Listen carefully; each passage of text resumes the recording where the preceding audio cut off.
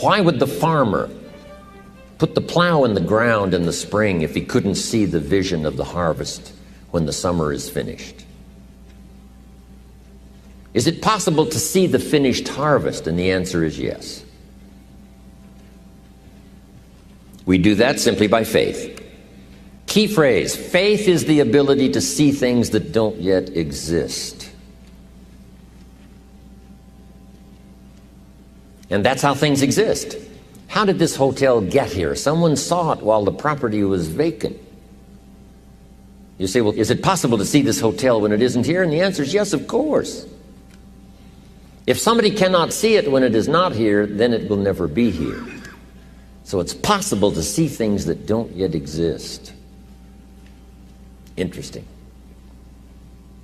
When should you start building this hotel? This is a good question for your philosophical musings. When should we start building the house?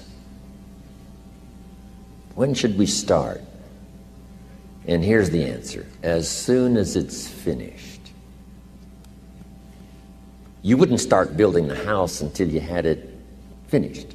If you just started laying bricks and somebody came around and said, what are you doing? I said, I'm just laying bricks. And said, what are you building? And you said, I have no idea. See, they'll take you away to a safe place. So have you got that now? It's possible to finish something before you start. In fact, it would be a bit foolish to start until you had it finished. So human beings have this remarkable ability to finish something and then start it. We've heard the old expression, don't count your chickens until they're hatched. Say, no, we have the ability to count our chickens long before they're hatched. Because we know, we have faith, we believe. We use the law of averages. There's bound to be at least so many. Out of every dozen, out of every 100, out of every 50. So it's possible to see the end and then begin. Start looking into the future of what you would like to accomplish and where you would like to go, the person you would like to be, and see if you can't get a better picture of the finished objective. See yourself there. See yourself in possession of. I was in business with Bob Cummings, the old movie star, for a while. He said, decide what you want and then act as if you already had it. And being an actor, he could give us a few tips on acting. Decide what you want and act as if it was already yours.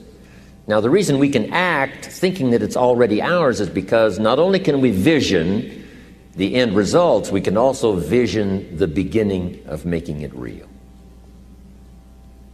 So we don't start till it's finished, but it is possible for human beings to finish something before they start. Human beings are the only life on earth that has this incredible capacity to change the course of your life. No other life form can do that. Every other life form except humans seems to operate simply by instinct and the genetic code. In the winter, the goose flies south. How often? Answer, every winter. If you said to the goose, hey, it'd be better this year to go west, he ignores that advice. And the reason is because he cannot make choices and listen to advice of something that might be better. He has to obey instinct and the genetic code. But now jot this down, not human beings. Human beings can alter the course of their life. Human beings can live one way for 5 years, tear up that script, live a totally different way the next 5 years. The first 6 years of my economic life, I wound up broke. Second 6 years, I wound up rich. Someone says, how did you do that? Here's number one. I discovered I was not a goose. Someone says, don't you have to do the second 6 years like you did the first 6 years? And jot this down. No. No, you don't have to live the second 6 years like the first 6. You can use all the information and all the advice and repairing all of your mistakes and adopting a new and refined philosophy so that the next 6 years can be totally different than the last 6. No other life form can do this. See, if you were a tree, you'd be stuck. As a tree, if you used up all the nourishment that was around you and you couldn't change location, see, you would die. But that's not true. Human beings can change location, go north, south, east, west, live here for a while, live somewhere else for a while. So that's a note to make. You can greatly alter the course of your life. Now here's the next note to make. 5 years from now, you will arrive. The question is, where? This is for mature people now. If you keep up your present disciplines and keep up the present pace that you're on, where will you be in 5 years? Boy, it's easy to say, hey, I haven't really thought about that. So now make this note. In 5 years, here's the probability. You will either arrive at a well-designed destination or an undesigned destination. Well-designed or undesigned. And I promise you, 5 years from now, you really don't want to arrive at an undesigned destination. Because you may very well wind up wearing what you don't want to wear, driving what you don't want to drive, living where you don't want to live, maybe doing what you don't want to do. Simply because you didn't design a better destination. Key phrase, up front, the decisions are easy. Now, sometimes after we've lived a few years, now to repair our mistakes and get back on track seems like a tough job. If you've messed up your health for 10 years, I'm telling you, it takes more than 10 days to get it back. But here's the key, and it's so exciting to talk to the teenagers. Make the note. If you start early, the fortune belongs to you. If you start early. All fortunes that are available to humans, if you start early, the promise looms large and the odds are heavy in your favor. Now, yes, it's possible to do some radical things starting late and still arrive with some good treasures and some good things. But when you haven't got that much time left, now sometimes the decision has to be so drastic people are not willing to make it and they're too tired and too weary and too ill. And say, look, I don't have much time left. It's not going to happen for me anyway. It's easy to take that attitude. But everyone here, we've got the time over the next 10 years. We've got the time the next 20 years. We've got the time the next 30 years to make some repair now in our errors of the past and set up some new disciplines. And I'm telling you, that's going to change everything. So, 5 years from now, I wish for you to arrive at a well-designed place. A place of productivity, a place that'll make you feel good about yourself, a place that'll give you honor and respect, a place that'll give you influence to touch other people 5 years from now that you couldn't do today. Where will you be in 5 years? Key phrase, we go the direction we face. We go the direction we face. If you start designing something at the end of this direction, sure enough, you will start going the direction you face. And we face the direction we design.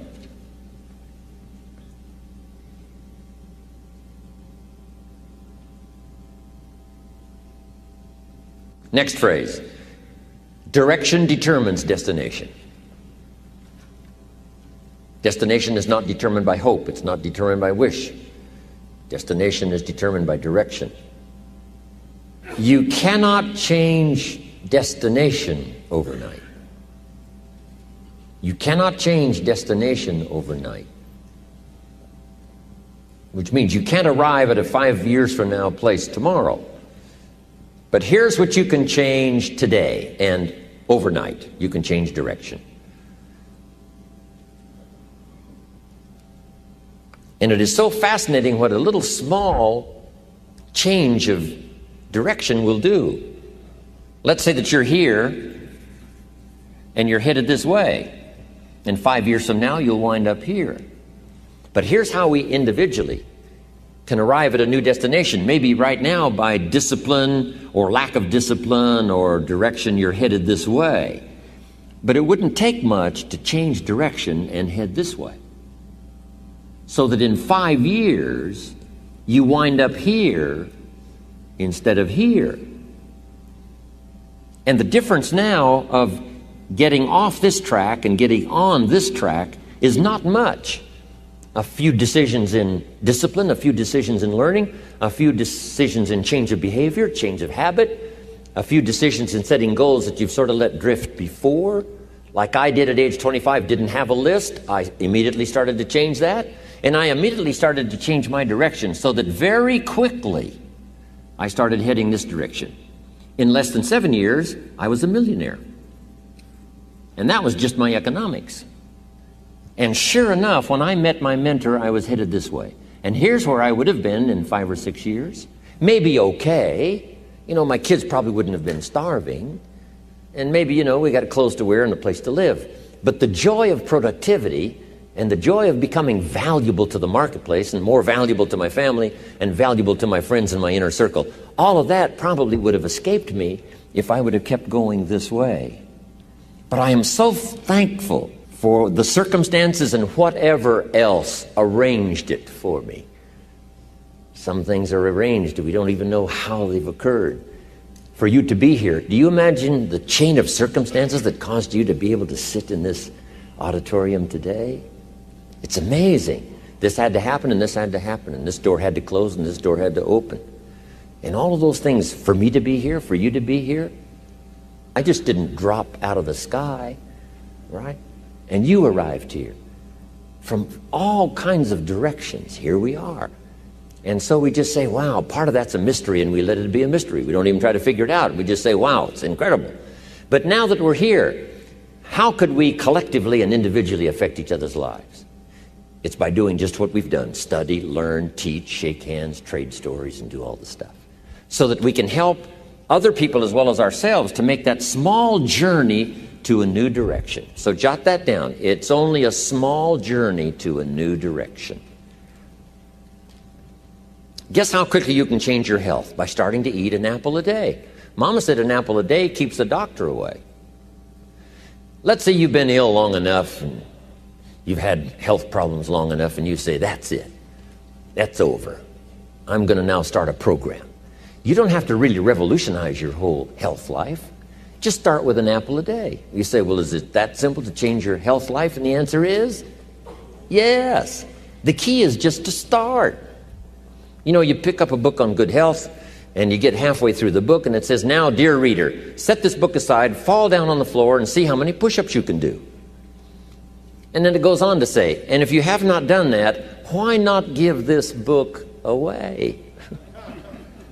It looks like you're not going to do it. Come on, you don't have to radically do something. You can gain momentum and make changes as you go. Just start. Here's what happens when you start a new direction. Self-esteem starts to accelerate. It doesn't take much for you to feel good about yourself. Just committed to a new direction and you feel good. And an apple a day, committed to finally having a health program that'll make you the healthiest you've ever been in the next 20 years, all you got to do is munch on that first apple. And nobody even has to be around you, and you don't have to announce it to the world.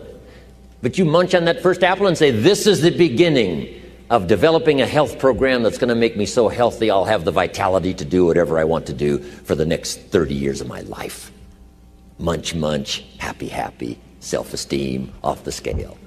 Now, if you eat an apple the second day, you become almost delirious, saying, wow, I'm on my way. Somebody said, just 2 apples? Says, look, you don't understand. Not only did I do it yesterday, I've done it again today. This is really proving to myself with no audience, no microphones, no nothing, just you and yourself. You've convinced yourself, I'm on my way to the healthiest I ever have been. I'm starting a new life. This is the second day. I'm on my way. That's how easy it is to change your life. You don't need some dramatic vision. Just begin something. And maybe by health or by whatever other things we can think of to do, you just get back on a better track.